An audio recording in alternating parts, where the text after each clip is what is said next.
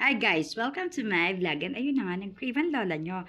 So ayan, nagluto lang ako ng pansit canton. Then meron tayong ensaymada and muffins.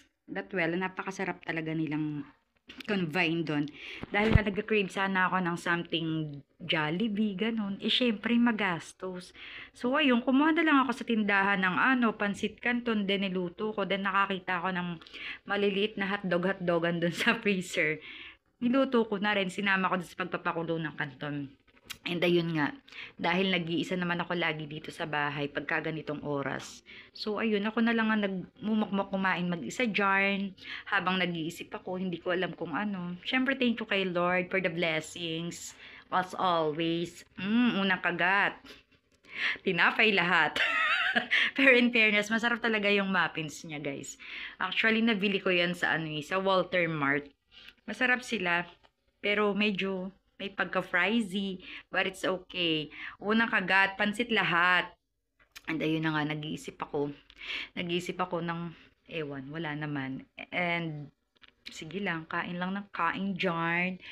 Pampahaba ng buhay, ang pansit. Ang pansit ni Inday. Gutom na gutom yarn. Talaga ba? Oh.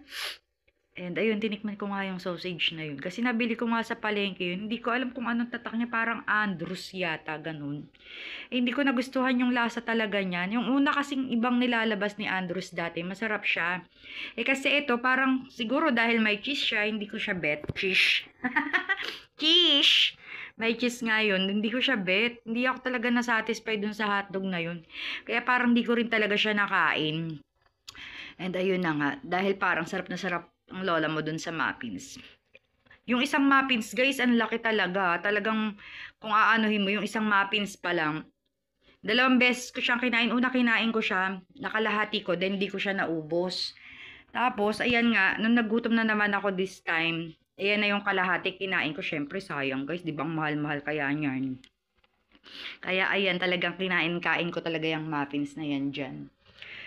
And well, ayun na nga. So, patingin-tingin din ako dun sa labas kasi baka mamaya may bumibili or what, hindi ko naririnig dahil busy na nga ako ng kakakain ko.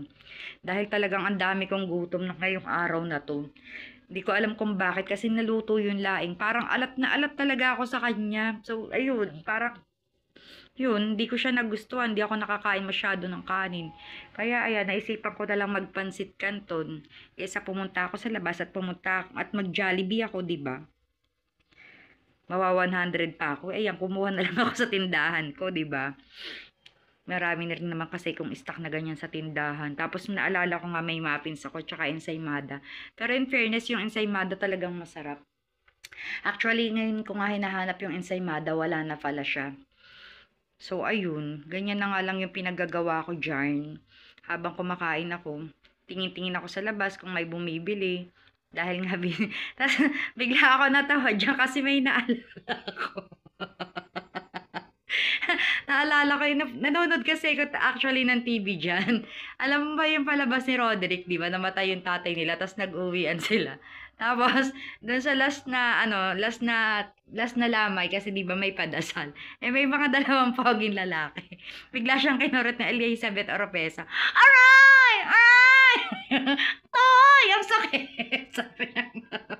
Kaya hindi ko talaga mapigilang tamawa dyan. Dahil yung pinapanood ko. Nagkandalaglag pa siya dun sa upuan habang kinukurot siya ni Elizabeth Oropesa. Nagulat syempre yung mga nagdadasal, di ba? Bigla kasi siyang sumigaw na, aray! Aray!